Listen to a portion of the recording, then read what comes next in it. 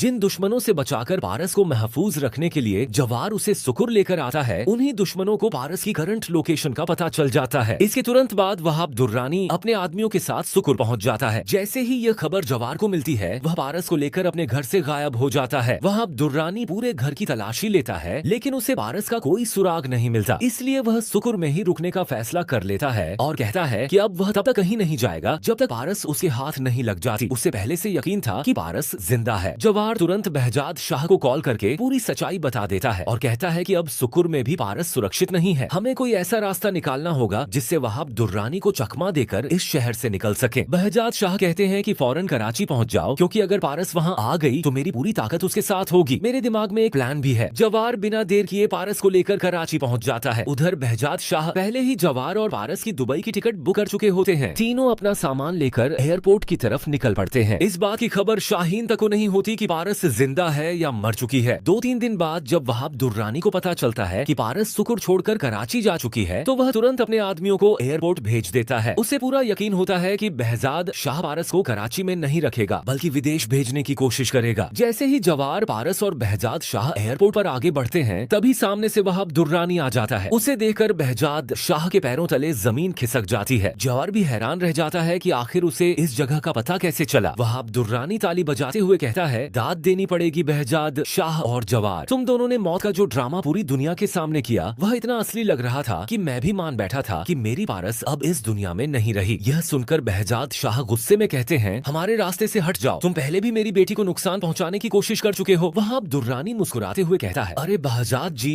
यानी मेरे होने वाले ससुर जी, मैं अपनी मोहब्बत को नुकसान पहुंचाने की सोच भी नहीं सकता। मैं तो पुरानी दुश्मनी भुलाकर पारस को अपनी बीवी बनाना चाहता हूँ। इतना सुनते ही जवार उसका गिरेबान पकड़ लेता है। वहाँ के आदमी जवार पर टूट पड़ते हैं, लेकिन वहाब उन्हें रोक देता है और कहता है, क्या करूं, मेरी महबूबा इतनी खूबसूरत है कि हर लड़का उस पर फिदा हो जाता है। बेचारा जवार भी उसी का शिकार है। यह सुनकर बहजाद शाह गुस्से से कहते हैं, जुबान संभाल कर बात करो, तुम किसी की बेटी के बारे में बात कर रहे हो। वहाब दुर्रानी जवाब देता है, जिस बाप को अपनी बेटी पर इतना भरोसा हो कि उसे अपने ही बॉडीगार्ड के साथ अकेला छोड़ दे, उसका अंजाम ऐसा ही होता है। पारस गुस्से में कहती है, मैं तुम्हारे जैसे घटिया इंसान से कोई बात नहीं करना चाहती, हमारे सामने से हट जाओ। वहाब दुर्रानी कहता है, अब तुम लोग कहीं नहीं जाओगे, यहीं से वापस चलोगे। जवार कुछ कर पाता उससे पहले ही वहां के आदमी जवार और बहजाद शाह को पकड़ लेते हैं। वहीं वहाब दुर्रानी पारस का हाथ पकड़कर उसे अपनी गाड़ी में बैठाता है और अपने अड्डे पर ले जाता है।